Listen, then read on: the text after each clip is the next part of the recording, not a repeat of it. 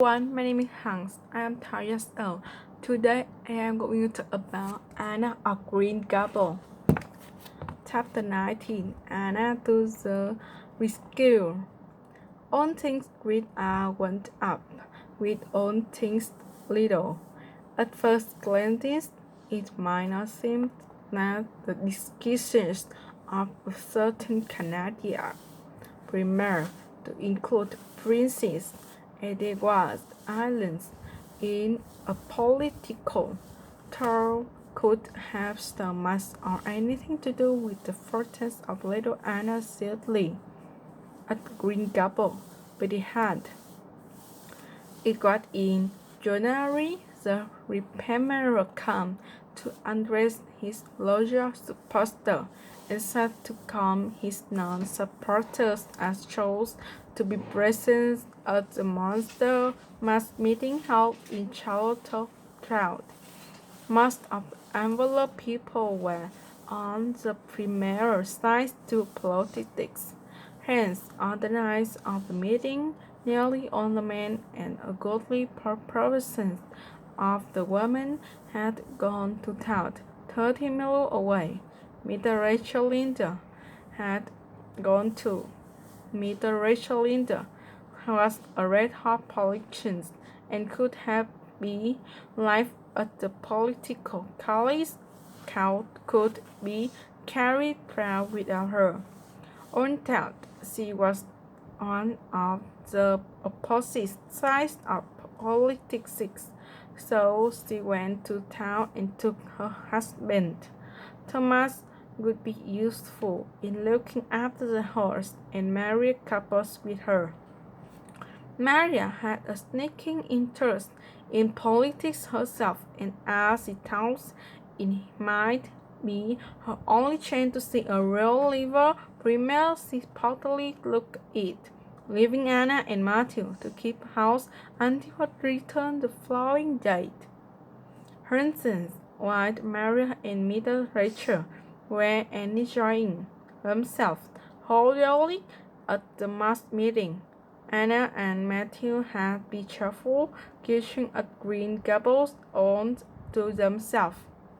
A bright fire was glowing in the old-fashioned water-load stove, and blue skies frosted tall were shining on the window panes. Matthew nodded over a family asphalt cut on the sofa, and Anna at the table studied her listening with grim determination. The pen standing with wistful, friendly at the clock herself, was like a new book that Anna undrew and lent her that date. Anna had a stamping her that it was watering to the products, and any number of tricks or was to the afterface, and Anna's finger thinks to reach out for it, but that would mean Ripple boys jumped on the mall road. Anna turned back on the clock self and tried to imagine it wasn't there. Matthew, did you ever study geometry when you went to school? Well, no, I didn't, says Matthew, coming out of his desk with a start. I wish you had, sighed Anna, because then you could be able to sympathize with me. You can share me patterns properly if you have never studied it. It is casting a cloud over my whole life. I am just a dance in it. Matthew. Well, now, I do know, says Matthew, starting light. Cause you are alright at anything. Mr. Phillips told me last week in Blackstone at Commodity that you was the smartest chocolate in school and was making rapid progress. Rapid progress was his very worst.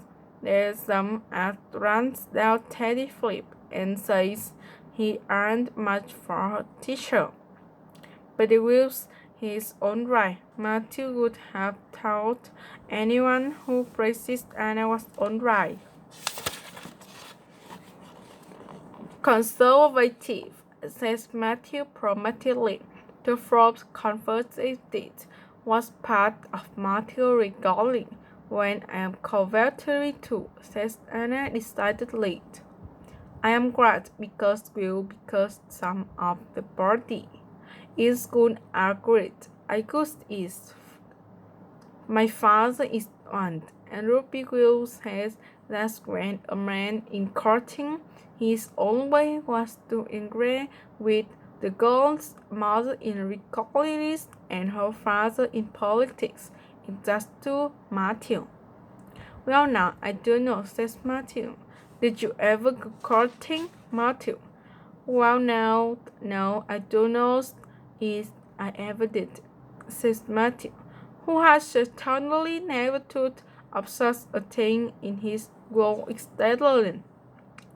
Anna protested with her chin in the hand. It must be rather interesting, don't you think, Matthew? Rapidly says when she grows up, she's going to have ever so many pickles on the string and have them all crazy about her. But I think that would be too exciting. I would rather have just one in his right mind. But Darby Gillis now a great doubt about such matters because he has so many big debtors. And Mr. Lindell says the Gillis gon' have on of like hot cakes. Mr. Phillips goes up to see Prissy Andrews nearly every evening. He says it is to help her with her lesson, but Marian Duff lessons in studying for Queens too, and I should think she needn't help a lot more than Prissy because she's ever so much stupider, but he never goes to help her in the evening at all.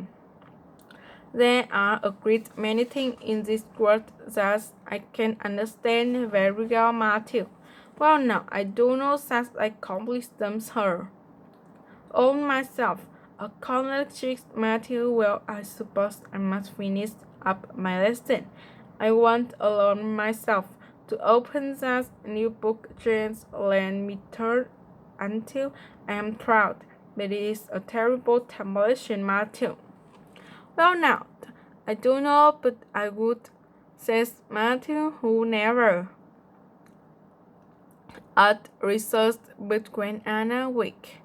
These four jumps, yes, and Anna emerged exhausted from the self.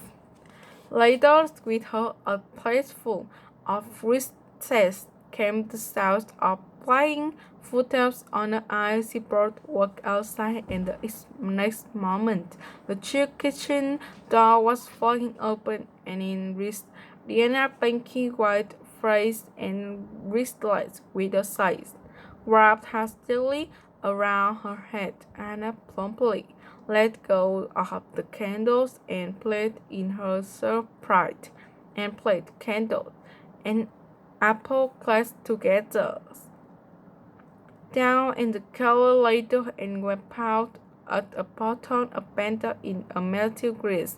The next day by Maria, who gathered them up and thanks Mary's house hadn't been set on fire. Whatever in the matter, Diana? Chris, Anna had your mother laughing at last. Oh, Anna, do come quick. I plucked up Diana near 4 steps. My May is a full 6. She's got crap. Young Mary Lowe says, and father and mother are always to town and there's nobody to go to the doctor. Midnight May is a full bed. A young Mary Jones doesn't know what to do and oh, Anna, I am so scary. Matthew, without word, reaches out of the car and course, leaps past Diana and always into the darkness of the woods.